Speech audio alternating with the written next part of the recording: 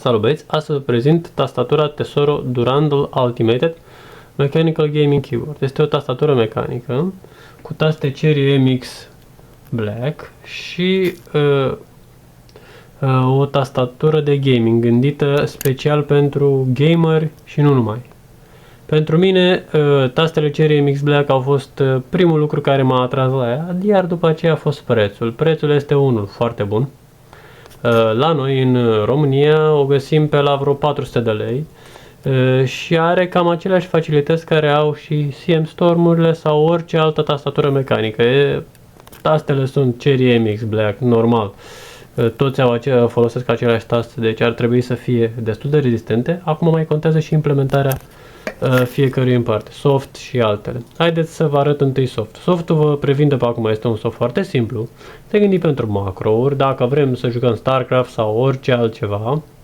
Și e foarte simplu, vi-l arăt. Deci așa arată softul. Softul are 5 profile. Putem alege profilele din soft ca să le setăm. Deci aici avem macro. Dacă dau click pe M, putem face orice tastă să aibă un macro. De exemplu, dacă jucăm StarCraft și vrem să facem la terani multe tancuri, apăsăm de M2 și putem să punem tasta de, la un exemplu, T, de la tancuri, apăs pe aia și îmi produce tancuri, îmi produc toate bazele tancuri, de exemplu. Și mai multe, deci are 10 macrouri, câte 5 profile, deci teoretic ar trebui cam 50 de macrouri să putem face, ceea ce e impresionant pentru cât de simplu e soft. Atâta putem face în soft. Altceva nu avem ce să facem. Deci să setăm macro-uri și să alegem profilele. Acesta este softul, îl închid. Haideți să vă arăt acum și tastatura. Cam așa arată tastatura. Vă întrebați acum de ce nu este aprinsă. Păi eu n-am aprins-o, pentru că vreau să vă arăt întâi câteva feature-uri ale tastaturii și după aceea umblăm și la restul. Tastatura are un plastic foarte rigid și pare ca și cum ar fi metal. Aici e ca și cum ar fi tablă, da, e plastic. Iar aici zicem că este brushed aluminium, aluminiu polisat, sigla Tesoro, fel și aici. Este foarte, deci, extrem de rigidă, deci dau în ea și nu așa.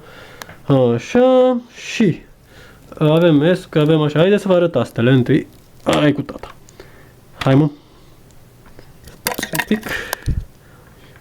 Un piculeț transpira și nu vrea să iasă. Așa, uitați, am scos-o. Deci tasta este Cherry MX Black. Și apăs pe ea. Nu se aude nimic. Acum, cel puțin.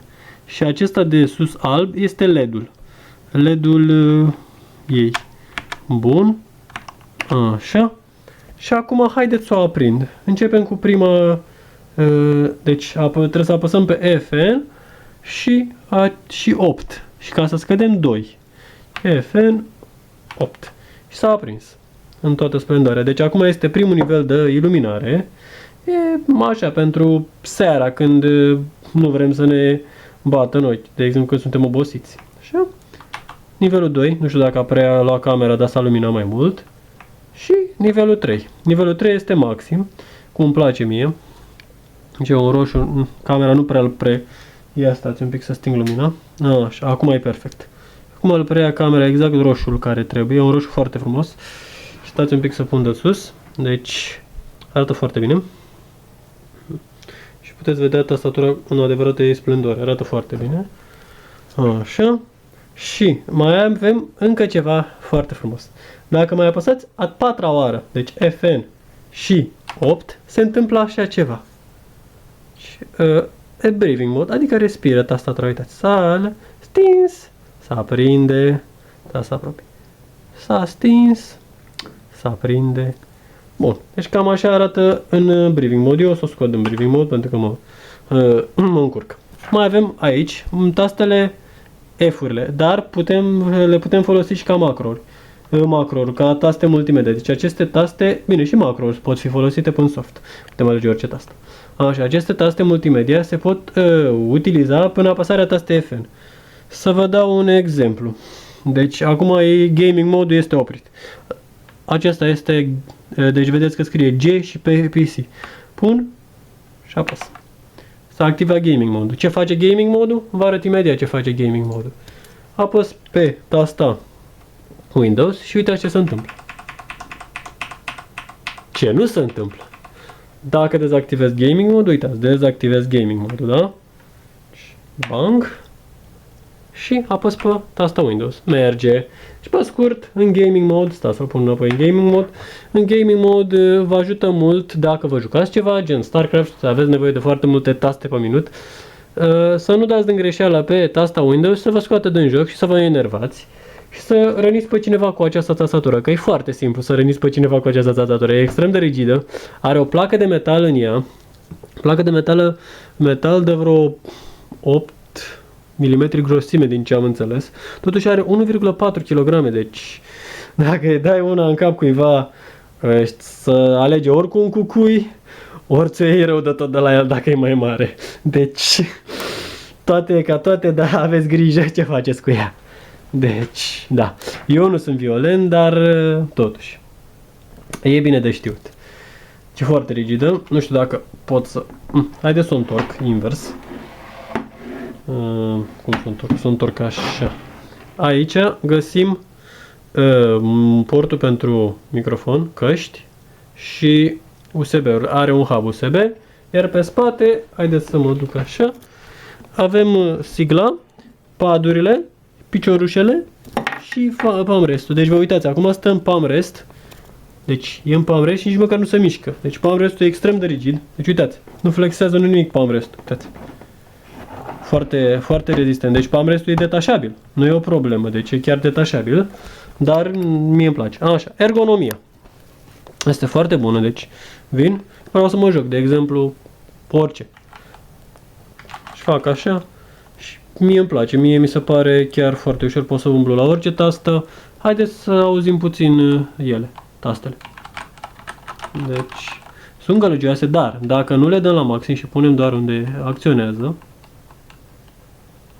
deci e de-a dreptul silențioasă. Bine, eu le apăs cam pe la maxim, dar asta e partea de. Mie îmi plac tastele astea pentru că au o greutate mai mare și se simte că apăs. Mie așa îmi place, să simt că apăs. La multă lume le va place tastaturile cel puțin Cherry MX Red sau Blue. Blue-urile s-aude un clank când apăsăm. Dar părerea mea, pentru un utilizator de zi cu zi, cred că o să te doară capul la câte clicuri o să facă și am ascultat Blue-urile și Brown-urile. Brown-ul doar să simte, iarăși e un tip de tastă foarte plăcut, dar Blue-urile mie mi se par, sunt plăcute, deci au feedback-ul ăla foarte frumos, dar nu. Părerea mea, Red și Black. Dacă nu vă place să apăsați tare pe taste, luați-vă Red. Dacă vă place să simțiți că tastați, să simțiți că lucrați la ea, că puneți suflet în ce faceți, Cherry MX Black sunt cele mai bune. Există mai multe tipuri, există și Cherry MX Clear și... Dar pentru tastaturi cele mai des întâlnite sunt Cherry MX Brown, Blue, Red și Black. Exact în ordinea asta sunt cele mai des întâlnite. Iar părerea mea, aș rămâne la Black, dar și Red-urile ar fi o alternativă bună. Cam acesta este micul meu review al tastaturii Tesoro Durandal Ultimate Mechanical Keyboard. Sper că v-a plăcut. Dacă v-a plăcut, share, like, subscribe, știți povestea. Să aveți o zi minunată!